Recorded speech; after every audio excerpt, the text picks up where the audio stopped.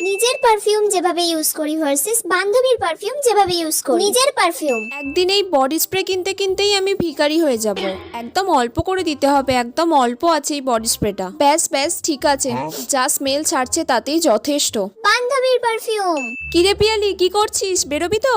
আমি তো রেডি, চল। হ্যাঁ বাবা পিয়ালি, তোর কাছে কত পারফিউমের কালেকশন। ফগের আবার দুখানা কালেকশন আছে।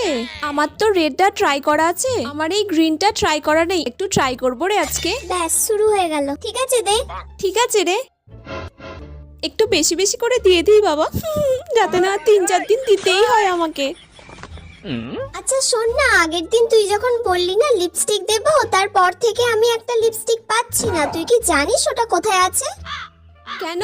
আগের দিন তো আমি সব লিপস্টিক রেখে দিয়েই চলে গিয়েছি। জানি না রে, আমি বলতে পারবো না। এই নে তোর পারফিউম। আচ্ছা ঠিক আছে।